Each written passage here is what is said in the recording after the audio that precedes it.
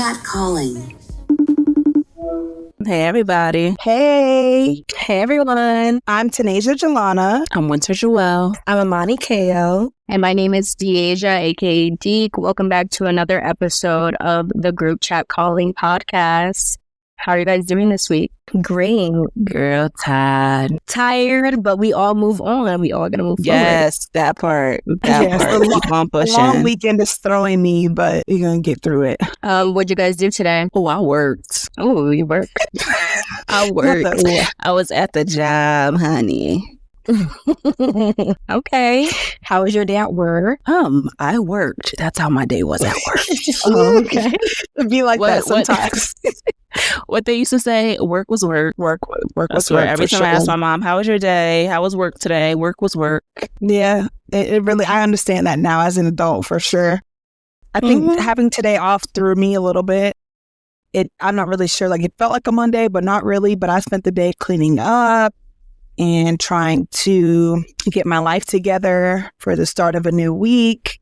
You know, you rarely ever have a Monday off. So I try to use it to my advantage. Did laundry, all that good stuff. Very productive. I felt that because I definitely did the same thing before I stepped out the house. I love that for both of y'all. Mondays, I usually have Mondays off. So Mondays like more of catching up on what I couldn't do during the week that I wanted to do. So, yeah. What about you, Deek? Honestly, it's been a decent day. I feel like my brain was like foggy all day. I can't even move my eyeballs. That's like the best way I can explain it. But other than that, it was, a decent day. Snow had a picture day today, and apparently that didn't go well because she was crying in her pictures. Oh. But it's like every time she's trying to get her picture professionally taken by someone that's not me, it just don't work out. I guess I'm gonna have to be there to take the photos from here on out for school, all her school pictures. That's just you're gonna have to be the school photographer just for Snow, though. That's what I'm gonna hearing. have to show up and be like, can I see that really quick while Snow goes, and I'll just, and then here you go, and then leave.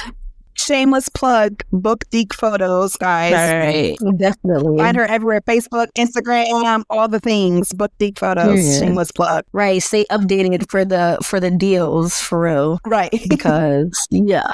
Get in use there. Code Get in there GCC on your next. Use code GCC on your next. Period. Hold on. Wait, what's the code? GCC? Okay. Use code GCC for your next booking for 2% off. I like that. We just need to add some background the like the soothing background music to that, like it's a commercial, right? Because that's all you're gonna get, celebrity photographer, huh? Listen, you got to support the girls, okay? So we need y'all to go ahead and run up Deek photos. Thanks. Period. Honestly, please and thank you. So today I am your main host for this episode, and I really wanted to touch on a topic that's been on my mind as of recently. Over the past couple years, I've kind of been dealing with like friendship things with like my female friends, or different things, and just listening to other pods. And I wanted to know what to you guys, like, what does being a girl's girl mean to you, and if you actually practice that, I don't know what it's called, agenda? Yes, agenda. I think that was the proper choice of words for one. But I think that's a little bit of a nuanced question for me, because there's the trendy definition of what a girl's girl is, what's going around on TikTok and Instagram and all the other social medias, versus the definition I grew up attaching to that term, and that kind of being a woman for women, supporting women, and not only in the feministic sense of it, but truly in the holistic Wale, I'm rooting for everyone as Black kind of vibe, but for women. Do I subscribe to it? The trendy definition of it? No, because that's the I'm supporting women's rights and women's wrongs version, and that's not me. You wrong, male or female. I don't really care. That's just, I'm never going to be that person. But in the sense of rooting for women to succeed and win holistically, 100%. 100%. Would I say that I'm a girl's girl? Probably not. And that's probably an unpopular stance, just simply because I don't identify myself with all of the things that I'm seeing being trendy that kind of fit that title of being a girl's girl.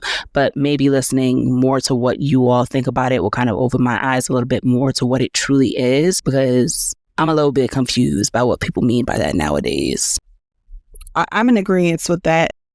Almost basically 100% everything that you said. I feel the same way.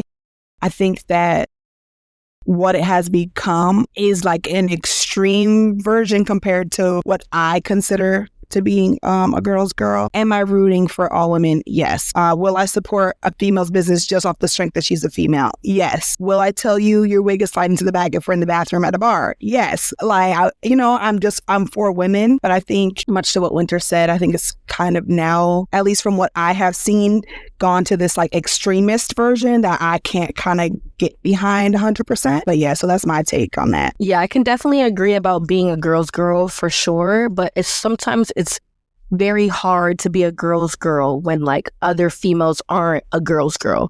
So like, for example, when you were saying how like, oh yeah, we can like tell a female, oh babe, your wig is pushed back, or oh babe, your lips are chapped. They're gonna take offense to that, and then they're gonna get upset, and then it's gonna start a whole nother thing. So at this point, I just be minding my business unless you're really my friend for real. Then I'm gonna tell you what it is. But if you're not my friend, then it's hard for me to like, navigate on how to tell you, especially if you don't know me from a can of paint. Then it's like, who is this girl telling me like, you're trying to play me? No, sis, I'm trying to be there for you. I'm trying to be there.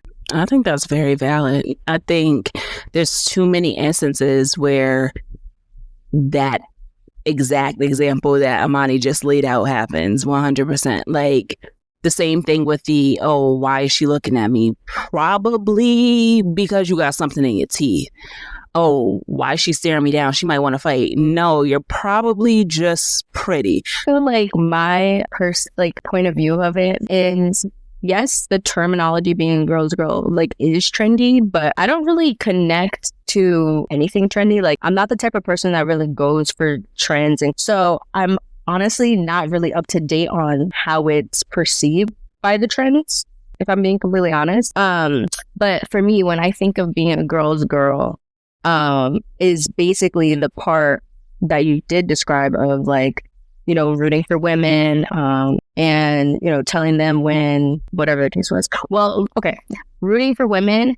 But I will say that the idea of rooting for women's rights and wrongs, I never thought of that at all. Like, because being a girl's girl you would tell someone when they are right and or wrong in a situation, whether they can accept it or not. That's, typically depending on the person and their growth and where they're at and how they can receive what you're giving them. But for sure, I would definitely be a person or a girl. I feel like you're more of a girl's girl if you can tell someone when they are right and wrong, because that helps them grow. And not being able to do that, I feel like leaves them in a place where they can't, succeed. And that's not really being a girl's girl, in my opinion. Yeah. Like, I'll throw out an example for what I feel like. Let's say, right, somebody posts something about their baby father on Facebook. And it's a dad who, takes care of his kids, helps with school funding, whatever it may be, right?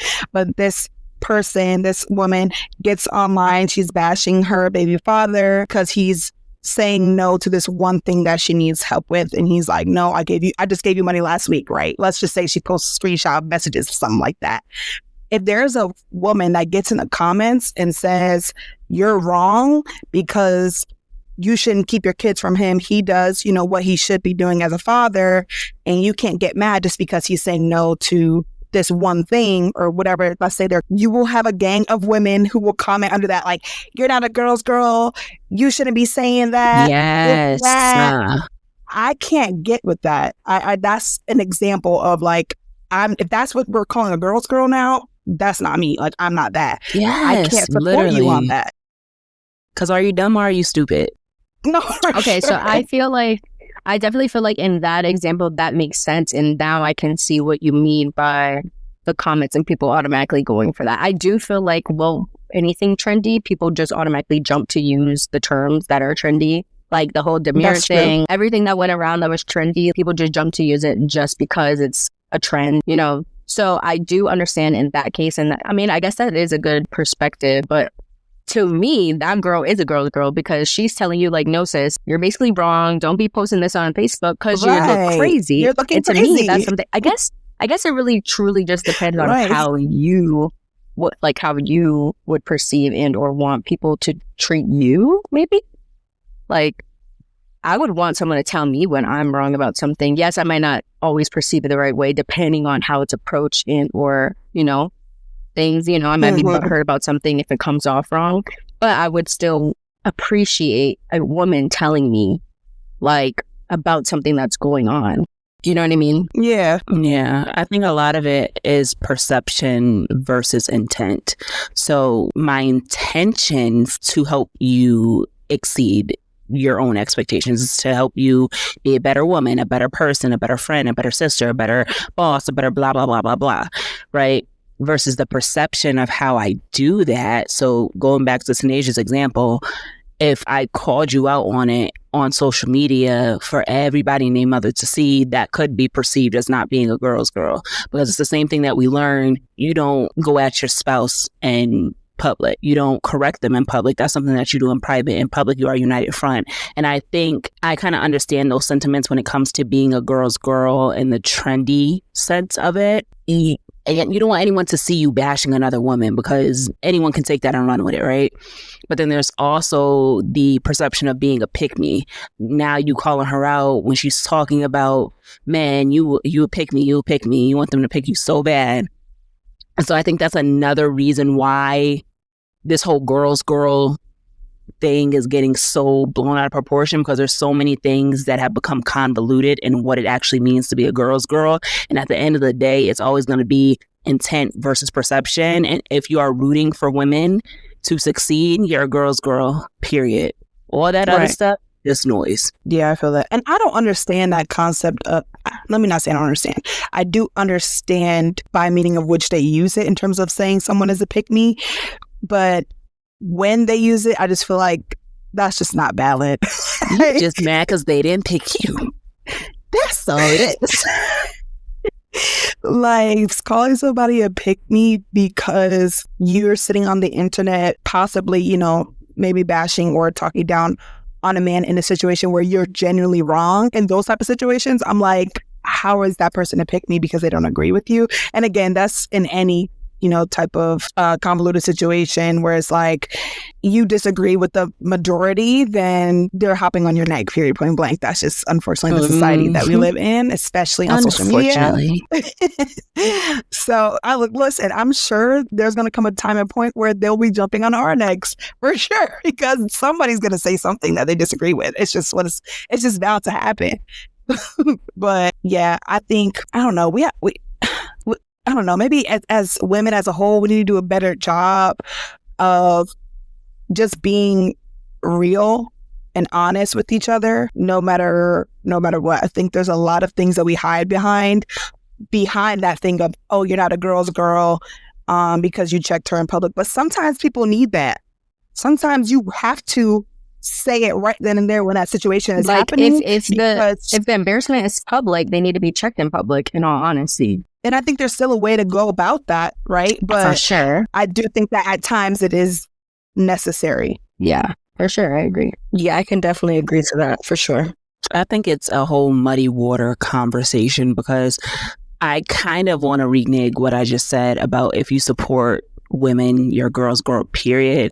At least to me, let me preface this by saying, to me, I feel like a girl's girl is just like an aura that you have. Like, it's just an air of femininity, supporting femininity. It's an air of, I really truly love everything about womanhood. Like, that is what being a girl's girl is to me. And that's something that you can see through the third dimension. You can see it through the fourth wall. You can see it through the facade. Like, I feel as though I'm very supportive of women. I want women to win, period, because I just think that we do it better.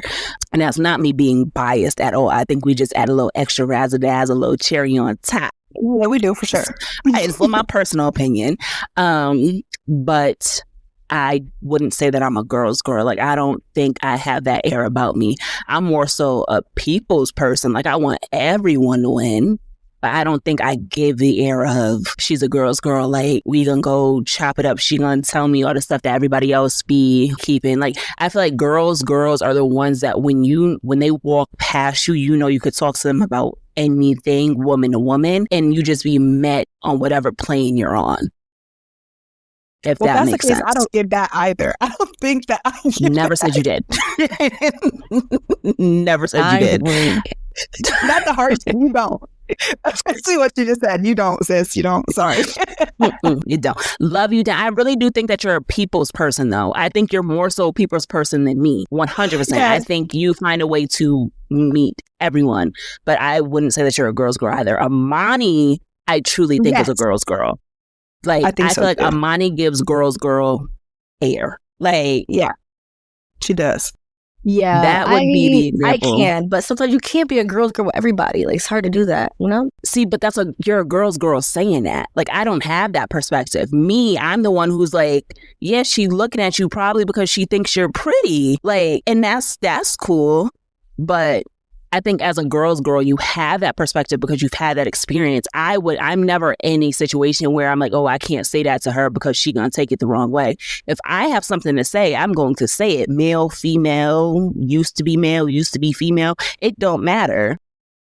But I'm also not going to be the person to say it to you on a public platform. Like, I'm going to pull you to the side and have that conversation with you. So that way it's just me and you I don't have to worry about your ego getting in the way of you hearing what I have to say to you. Yeah. Honestly, I do think it's very respectful, even though I said, like, sometimes people need to be checked in public, like, if the disrespect is in public. But it is very respectful and important to be, like, a person that communicates that behind the scenes. Because, again, it plays a factor on, like, how somebody will perceive their information they're given. Because if we're going off Tay's example, this girl's probably already upset about her baby daddy. So commenting under her baby daddy's post regarding her posting about him in the wrong way is probably not the best way to do it, because she's already posting with intent out of frustration, compared to you being like, let me message her and be like, hey boo, like, especially if that's your friend, for sure. Now, if it was a random person, there's no way that I'm commenting on their business and telling them or messaging them separate, like, oh, you probably shouldn't have said that, because that don't got nothing to do with me at all. But if it's my friend, I would for sure have texted them and told them, like, hey boo, just so you know, I don't think you should have posted that, or maybe you shouldn't have, like, like, hey, Pookie, maybe you should change it. I don't know. Maybe you should delete that one. I'm calling them right away. Like, sis, what were you thinking? Yes, like, what were you doing? What were you thinking? Delete that, please. Immediately. Now, before you like, get before more you views. post it, delete it. Yeah. Get it out No, of I'm here. definitely that person. I would definitely tell you, please delete that. That it was not cute by Like, any means please. necessary. Yeah, for sure. So my question that I pose then is, based on what Dee just said, are the women who then comment underneath the woman number one who made the initial comment, are all the women who gets under her comment saying, you're not a girl's girl, da, da, da, da, are they girls for saying that she's not a girl's girl? Copycats. They're copycats. They're followers. They're shadow walkers. They're all of the above. They ain't no goddamn girl's girl. They don't even know what type of girl they is. Wait, hold on. Let's reel it in really fast. Because what I was the originally, reason?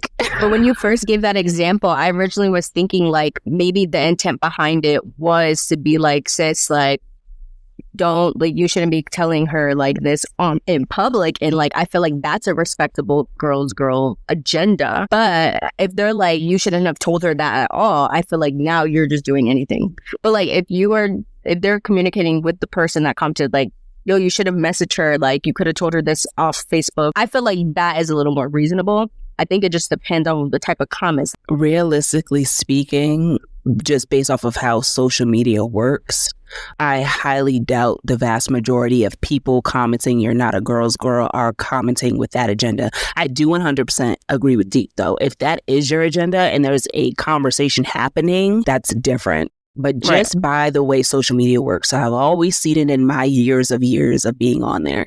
It's always, I don't want to say a fear mongering kind of, I'm picking on you because you're a pick me type situation, but it's always very surface level. It's always very shallow. Like, it's literally just, you're not a girl's girl.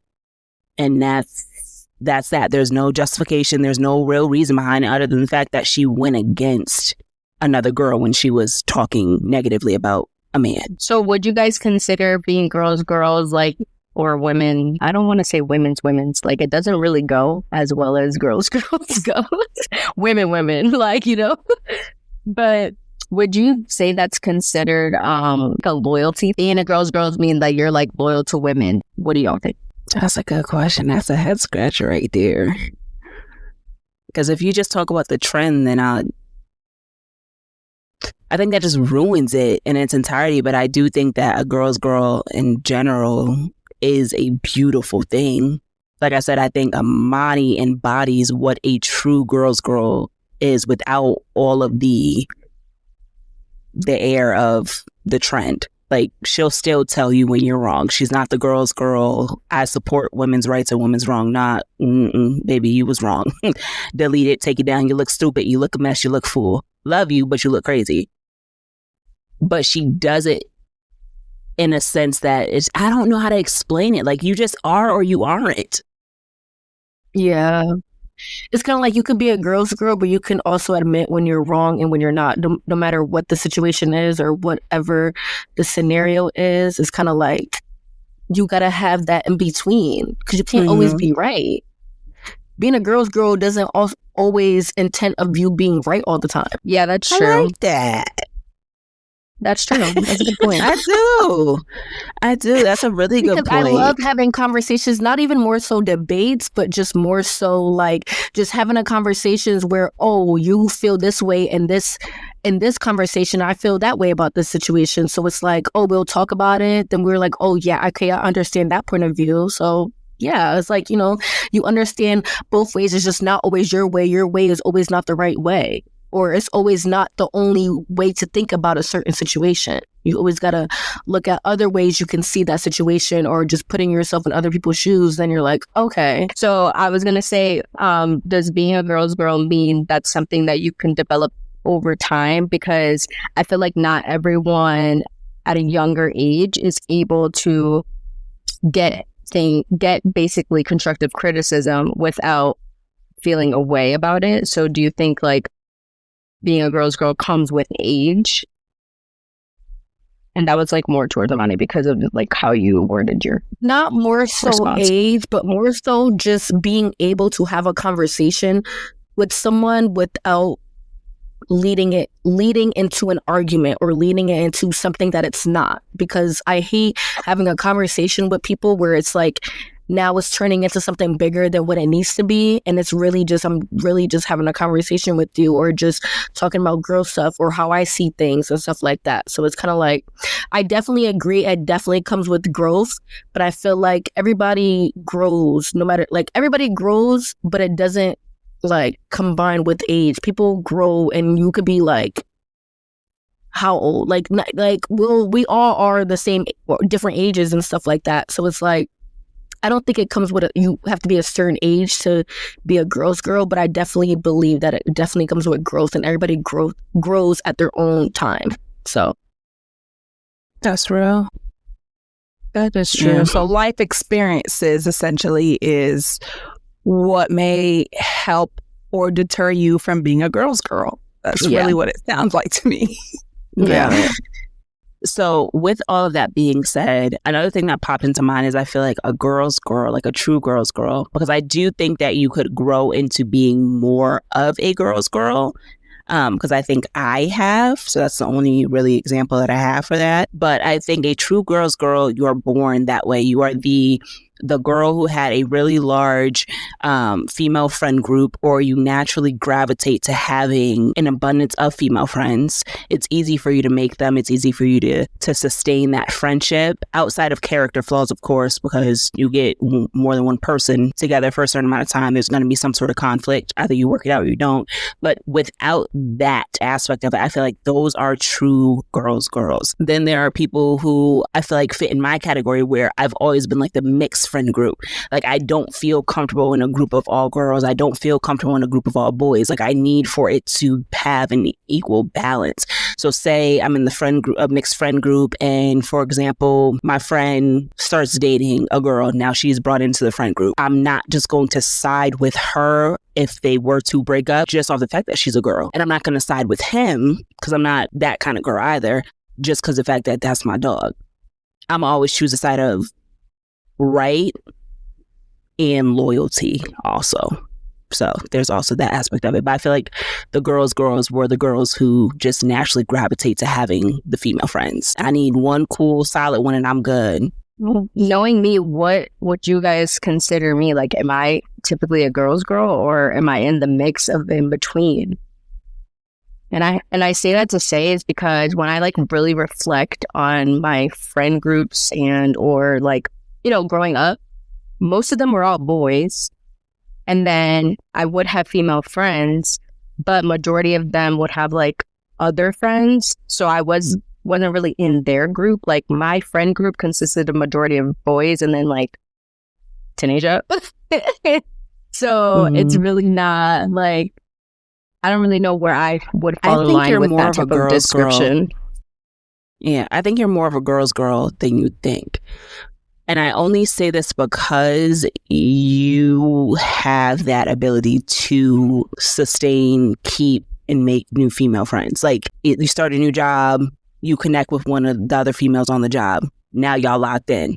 You start another job, you locked in. You go to a new school, locked in. Like, you are that female. You may not be the ultimate girl's girl. You may not be as far on that spectrum as Amani is, but I think you're more of a girl's girl than you think. Just thinking about the friend group. Yes, you may have had your core friend group had majority guys, but you also have to think about your environment, your circumstances. What were your influences? Who were you around? You are the youngest child and the only girl. So there's also that aspect of it. Then your cousins, we have a lot of male cousins. And I think that played a large role into it for me also. So I think you are more of a girl's girl than you might think you are, with those reasons that I gave. I could agree. I can agree to a certain extent. No, yeah, I was going to say, I definitely agree to a certain extent. I say that because even being obviously around you from adolescence into adulthood, I definitely have witnessed for myself, you have a decent like amount of female friends, whether even if it was in increments of time or, you know, like, but even with me always being around, I might have been like the most consistent, like we were together all the time. But I definitely can recall there being multiple female friends who were around you for different phases of your life. Much different than me. I'm pretty sure we can count on one hand the amount of female friends that I've ever had in life. Not for nothing. I think this is the biggest group of female friends you've ever had, but you're still like, and I think this is another testament to what a girl's girl is. You're still very distant from them. Like, you have this larger group of female, like this, the largest group of female friends that you've ever had.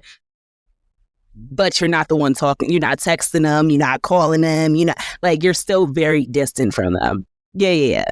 Love them down. No, it is very true, actually. And when she says largest outside of the other three voices that you guys hear, which, like I said, we're cousins. So they count, but they don't count.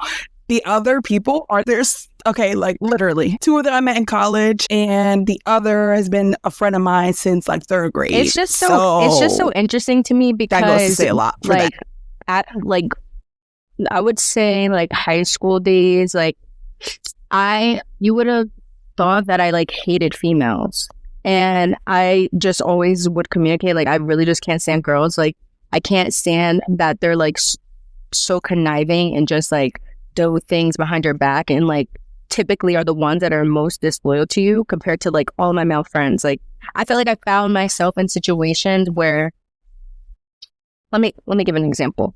I'm a spill some tea a little bit. So I was dating someone in the past. And we were together for a long while, right?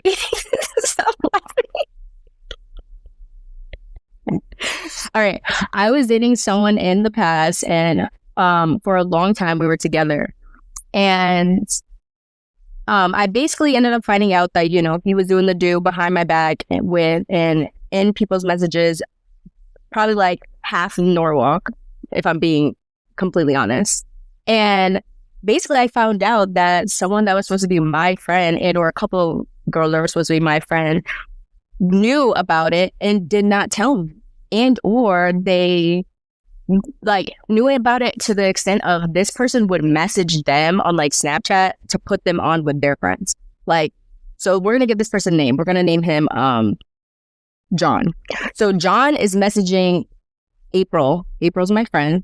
And messaging April like, I don't like that name for this person. Can we name him what's the name from the man from the Tiger King? What's his name? Can we name him that? John.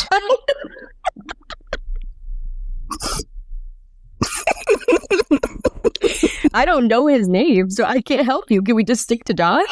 Let's do Joe. Absolutely not. Absolutely not. Absolutely not. That's where I have to come in. This is where I have to come in. All right. Can I use Jordan? All right. Max. No. People will for sure be confused. You cannot use that name. All right, Jonathan. Go ahead. Ooh, all right. We're going to use John. So April is my friend. You know, we're cool. We're pretty good associates. John would message April for her friends on Snapchat, like, yo, put me on. April never was a girl's girl or woman's woman and telling me that that he was doing that. And I feel like that is crazy. So like growing up and having those scenarios where like people would know about my business without me knowing and it be something like that and they didn't like communicate with me, I feel like I definitely will say I am a girl's girl like now. But with having that experience, it caused me to like be like, nah, like I'm good up girls. Like, I'm not trying to be their friends. Like I don't even want to talk to them. I don't want to associate with them. I don't want to get to know them. Nothing.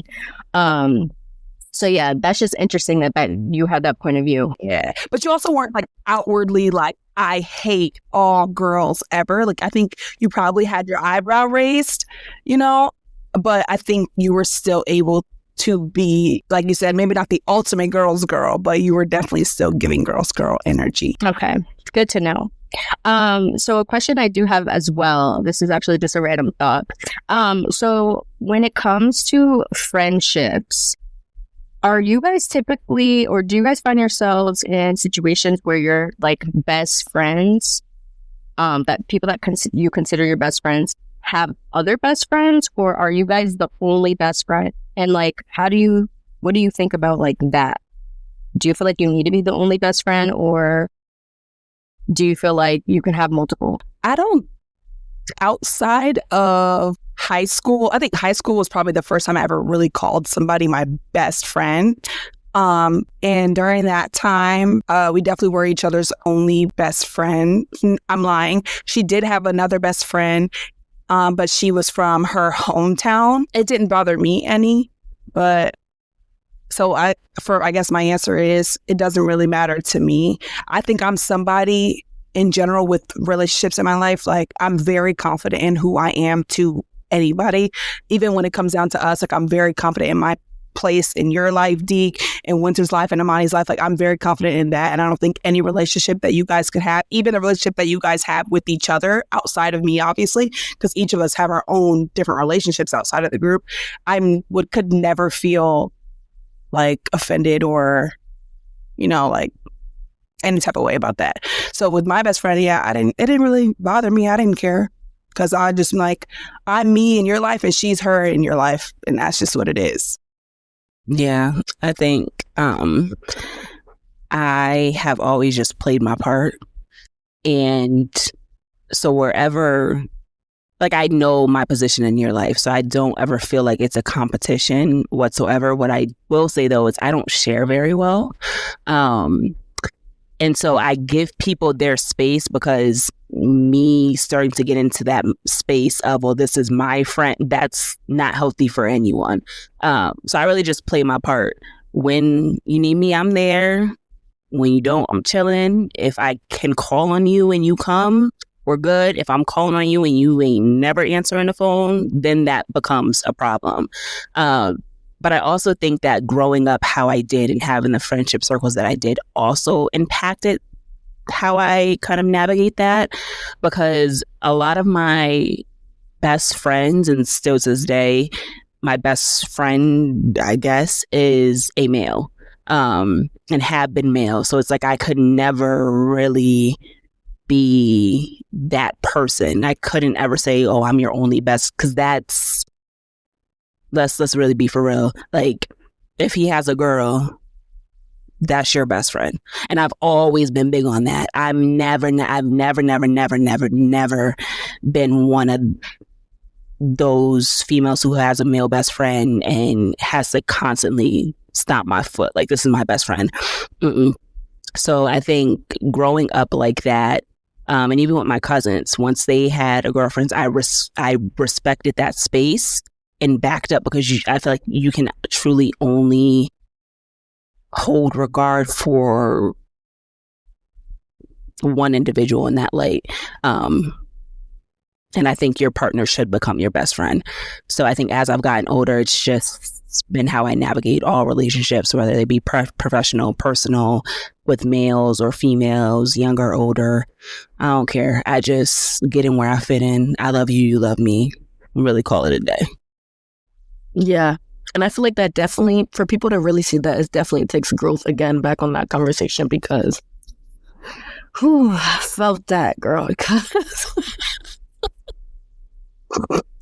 I was definitely not like back in high school, but like just having a friend, or like I just feel like all my friends and all the people that I hang out with are all in different categories in my life right now. And not that it's a bad thing, but like I have different relationships with everybody. And it's definitely very important for, you know, people in your life to not play their part, but play their part, like respectfully, to be honest. Like, that's just how I feel.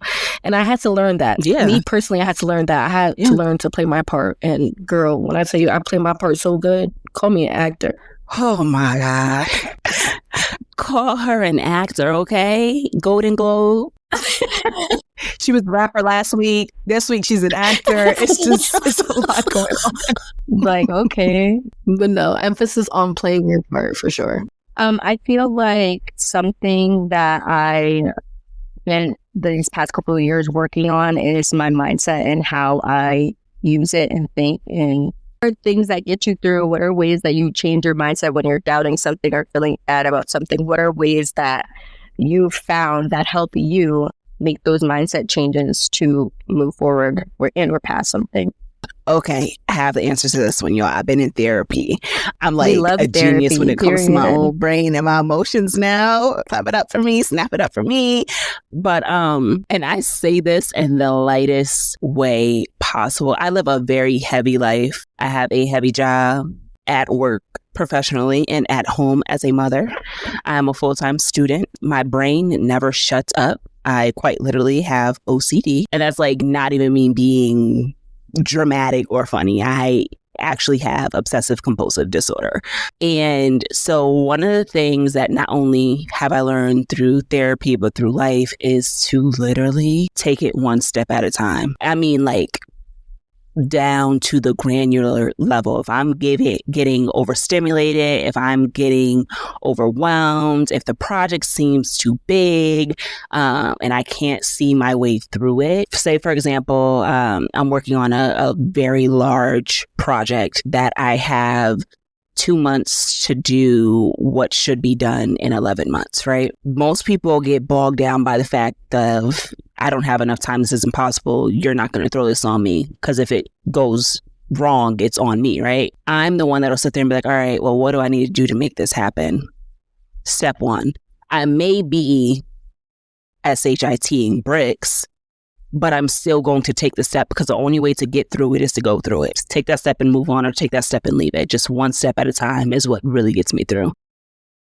This episode was brought to you by Evelyn's Virtual Blueprint. Allow Tanisha Carfield to build the blueprint to your business. With a strong background in project management, communications, and social media management, she brings a unique combination of organizational expertise and creative problem solving to every project. Visit evelynsvirtualblueprint.com for more details. I'm really sitting here thinking about what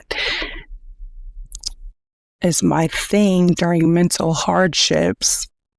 And I think that something that I used to do that I need to really start implementing again is journaling. And I know it's a cliche answer, but writing it down and making it plain was a golden ticket for me when it came to just reaffirming myself, going through my own thoughts, putting everything that's in my brain on paper, and then being able to read it over and just kind of dissect all the things that I can't do when it's inside of my brain, if that makes sense.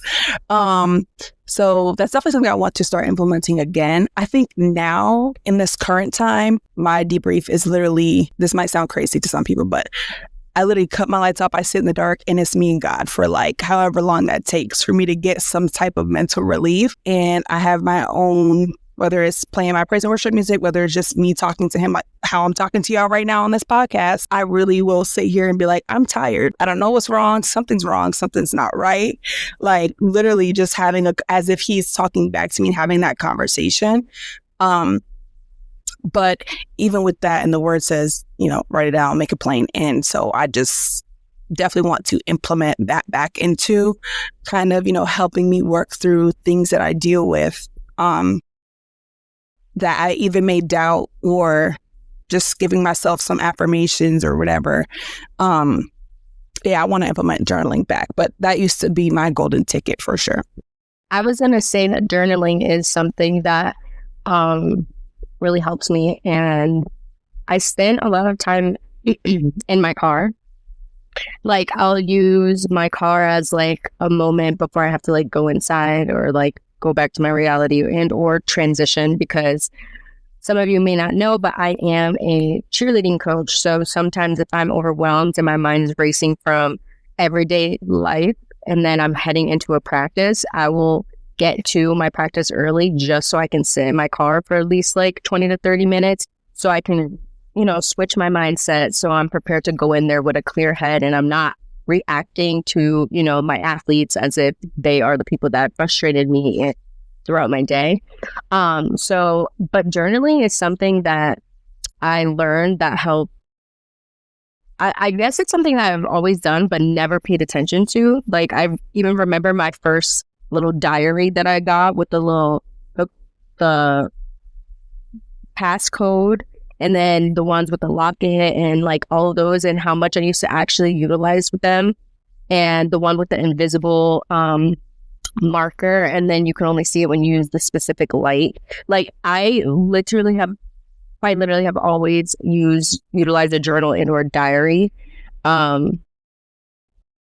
So I think that's definitely something that I feel like really helps, just getting all of your thoughts out of your brain and just like onto something and or away from it, so you can just release it for a second and then move on. I love starting like a new page on my journal as if it's like a new thought. So if I have like a new thought, I'll start a completely new page. Like I can't continue on the same thoughts if it doesn't match. Like new page, new thoughts, new frustrations, like next page, write it out. I don't care if I wrote like one sentence on the page, I will always like change it over. But journaling is definitely something that has helped a lot. And spending time in my vehicle, because that is needed most of the time. I agree. Spending time in my vehicle and playing music and having my own moments and being by myself where I can really go through my thoughts. I have a habit of, no matter where I'm going, especially when I'm in the car by myself, I literally, most of the time, I'm driving in silence. I don't want to hear nothing. I want to be able to understand my thoughts, not more so overthink, but I'm literally talking to myself. I love talking to myself, and I don't care what people think. If I talk to myself, that's what I do. That's what I love to do. So, I love to talk to myself. It makes me really understand why I'm feeling the way I'm feeling, for real. So it's like, it gives me time. My car gives me time to really, like, if I'm going through something or I'm upset about something, I can really, like, understand, like, more so, like, what's the word? Think before you speak. So I like to do that because, I don't know, I guess that's a part of my growing process right now, where I like to do that and just think to myself on why I feel the way I feel and why other people feel the way they feel, and just really understand and really just comprehend on, you know, other people's feelings and stuff like that. So I feel like that definitely helps me on trying to change my mindset on certain aspects on situations. I want to say something about both Deek and Tanaja's comment on journaling. I find that I used to write poetry. So maybe that's one and the same thing. Somewhere in the beginning of college, I stopped doing that. And now I've realized that I only journal at the height of my emotions. Like the traditional form of journaling, like the diary style of journaling, just writing down your thoughts on a day to day, or even when you're in like a really good mood. I don't do that. I do that literally when I feel like I'm about to punch a hole in the wall. Like whoever I'm talking to isn't hearing me out, or I don't feel like I can get this off my chest to anyone else. That's when I journal. And I would like to do it in a more healthy fashion, so that way it's not always the last resort before I blow a casket. Then also to Amani's point, I found that I can't sit in silence. And it's so crazy how certain things, I take that back. I go nonverbal a lot. Like I literally will just decide I don't want to talk anymore because I just want there to be nothing. In my car, I can't sit in silence. And so I was saying that it's so crazy how different things really work for different people, because I will think myself into a panic. It's either music or a book, and then I will think over that, but I can't just sit in the silence. So I actually like to hear the perspective of somebody who needs that to clearly hear themselves think. I find it so interesting that you say that you typically journal and or write things when you're at the height of your frustration, because I completely forgot where I read this, but recently I read something about anxiety and making it like a physical materialistic form. So like in this case, your aggression, like your anger, you made it into a physical form by writing it down. And like your anger is on this paper compared to like holding it in and letting it like sit and rot in your brain. So like same with being anxious. I think that's where journaling helps me, because a lot of my journaling comes from when I'm anxious and I don't know why. And you know, I have a lot of thoughts at one time, which I don't like. So that's typically what I do, is I write down my anxieties or what I'm worried about or thinking of, and I make it into that physical form. I just didn't think of to do it when I'm upset or, you know, angry regarding somebody or something. So that's just like, again, a really good perspective on that same type of situation, just used for different emotions and or thought process. Shameless plug, try therapy. Everybody try therapy, because I wouldn't have thought about it without therapy, honestly, because I'm such a talker. Like I need to communicate my problem with the problem. And if the problem is myself, I talk to myself all day, every day. So we're already having the conversation, but 9 times out of 10, or not 9 times out of 10, anytime that the problem is not with me, I feel like I need to talk it out, but you can't force people to understand you. So comprehension is, you know, very, very important. And not everybody has the same level of comprehension skills that you may have, especially when it comes to understanding how you feel. Are there any things you guys, you know, throughout this year went through that you're comfortable with sharing, that you kind of learned from and or got through by, you know, with the topic of changing your mindset? Because I think getting through something or growing through something involves a mindset shift for sure. So do you guys have anything that you've worked through this year that you're comfortable sharing? I think I'll start. I've been unemployed, I don't even know how many times throughout the past 2 years. All of which the onset of it has been rather unexpected. And I think each time I've understood patience more than the last. And I think now my level of patience has become very eerie to those around me, because I have the uncanny ability to just be still in the midst of chaos. Everything in the house around me is burning, but I'm sitting there like, okay, well, I'm not just gonna start running like a chicken with my head cut off. When I see the clearest way out, I'll start moving. And so, yeah, I think that amongst other things, because life continues to happen, even though you would like for everything to slow down and pause for you to catch your breath. I've become a very, very, very, very patient person, and I can thank nobody but God, honestly, truly. But I made it, so we're still here. I feel like something that I went through a lot this year, but over the span of a couple of years, is to be okay with allowing someone to take care of me, and or like kind of run the show, to like do the things that I need to take a step back from, and it's just because I rightfully deserve it, but it's necessary.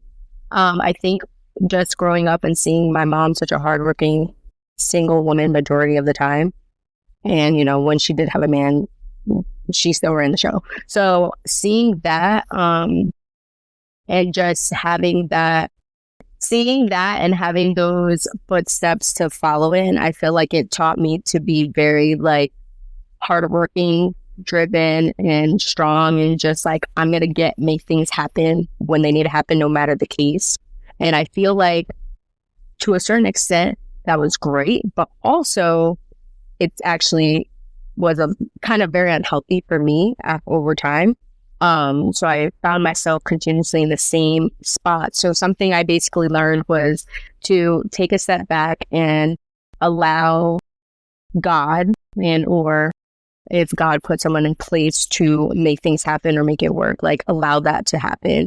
And to really just, I feel like my faith was also tested a lot this year.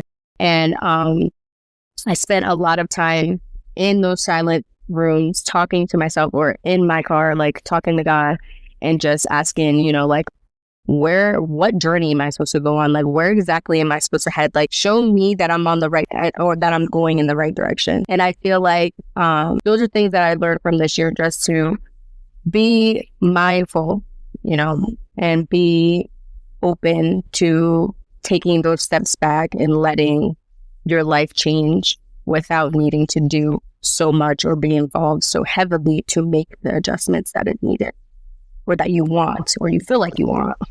I definitely feel that. I feel like I relate to both of the things that you guys said. This year, I also dealt with, for the second time, a stint of unemployment. And because of the way that my brain works, a lot of the things that I questioned was more so my own abilities, my own capabilities. Why am I not able to get a job? I have a degree.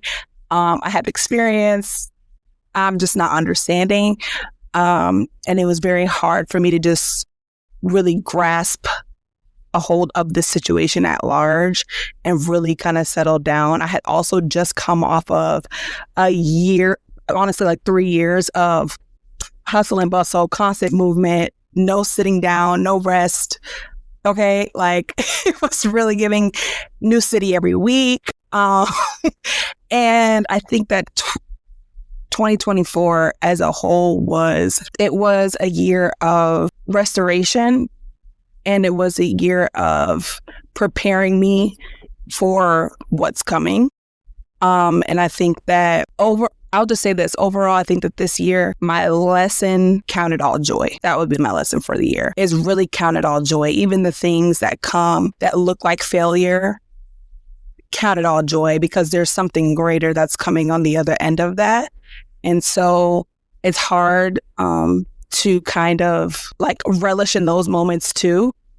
But it's so necessary, and I'm honestly grateful for the season that I had.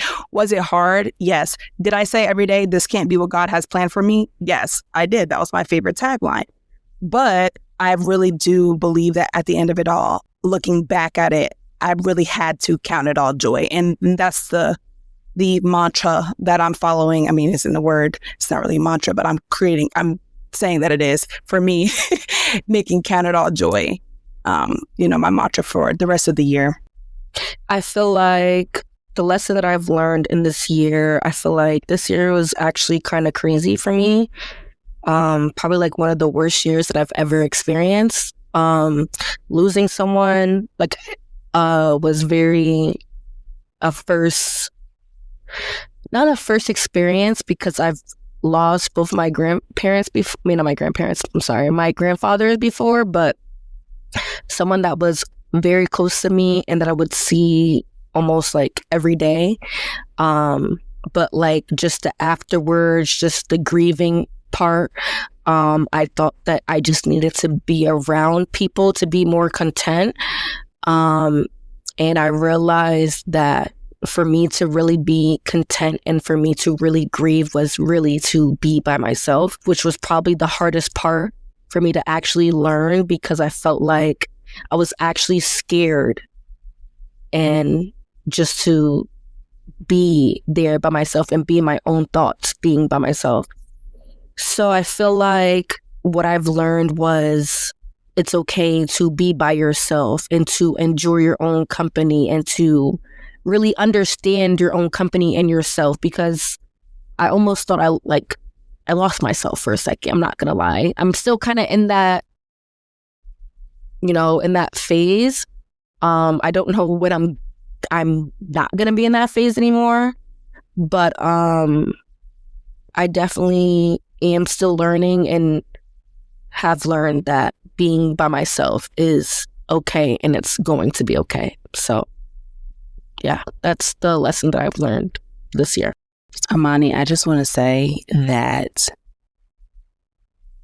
I just want to take a minute, take a breath, take a pause to commend the amount of growth that you have gone through throughout this past year, because for you to be able to even acknowledge and sit here and say that I have a hard time sitting by myself, but through this, I've learned that it's okay and I need to, in fact, be by myself is big. Like that is quite literally what self-awareness is. And it's unfortunate, but it's also a very beautiful process that we become better versions of ourselves through the most trying times in our life. And it's unfortunate that that's the way that it goes, but it's a very beautiful journey when you get to the other side of it, that through the fire, you become way more than you ever could have imagined yourself to be. And it's the things that you never would have even thought about growing in. Yes, definitely. So proud of you, Monty. Yeah, I agree. I agree for sure. Very proud, like always. I'm trying throughout the laughters, because I laugh all the time. But you do laugh all right. They're going to be like, oh my gosh, she's so serious. No. But no, that's not her for real, y'all. That's not her for real. Right. But no, it's definitely hard. And then I feel like I'm also in the process of really understanding God and trying to understand. I just have a lot of why, just a lot of why questions and not understanding. But that's really just the phase for real, because regardless of the fact, I'm going to understand no matter how long it's going to take, but I'm going to. I'm still looking for that ending, but the lesson always comes. But I think you are at a place of, it may not feel like you, it may feel like you don't understand, but in reality, you are probably learning exactly what he needed you to learn in this season. You even be able to come out on the other side of this in this current time and say, you know what, I needed some time by myself. And even a lot of times, certain things happen. Like I always say, I don't believe anything happens by chance. He orchestrates all of it. And that's just what it is. I don't care. Debate with your mama. I ain't got time for y'all in the comments. But anyways, Um, I feel like things happen, and a lot of times in the end, he really is just looking for us to come back and say, okay, what am I supposed to learn in this time, and turn to him for the answers, not seek outside sources. And I think you even coming to the place of saying, okay, like Winter said, you've entered this space of self-awareness, and now you're even yearning a closer relationship with him and things like that. You're right exactly where he wants you to be. And of course, there's always room for growth, and there's always questions why. I have questions why. I'm sure all of us have questions why, even listeners. I'm sure they have questions why things happen. Why do we lose certain people and all of those things? But I do believe that sometimes we don't realize it, but we're right in the midst where he needs us to be, and we're learning those lessons, or just getting poured into, in different ways that we don't even notice. So yeah, I feel you on that, because I am one, and I ask. I mean, hey, obviously I don't get a verbal answer, but I do ask. Oh, you already know how I give it up. I need to know. And I know you're not going to tell me, but I need to get it off my chest. But Amani, the why is okay. Most of us start off with wanting to know why, quite literally. Most of us who find our way back is by asking why. Why me? Why this? Why them? It's always why. And the answer never comes in the way that you want it to or you expect it to, but it comes nonetheless. And the same thing that I told to Tanasia in her season of stillness. The sooner you sit down, the sooner you stop trying to find the answer, the sooner you just be still in whatever is happening, is the sooner you'll get your answer. That's actually some really good advice. And I like that, because I'm going to actually apply that starting right now. But I do want to say, just kind of like, thank you all for tuning in to another episode of the Group Chat Calling.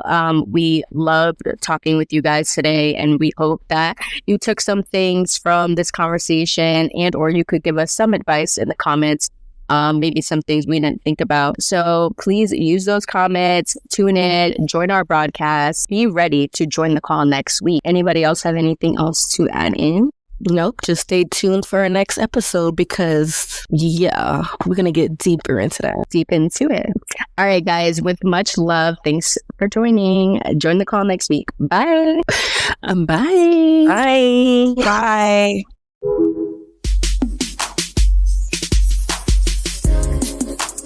Thanks for hanging with us on Group Chat Calling. Ready to make it official? Join the group and be a part of the convo every Wednesday. Hit that follow button so you never miss a call. Catch you next week.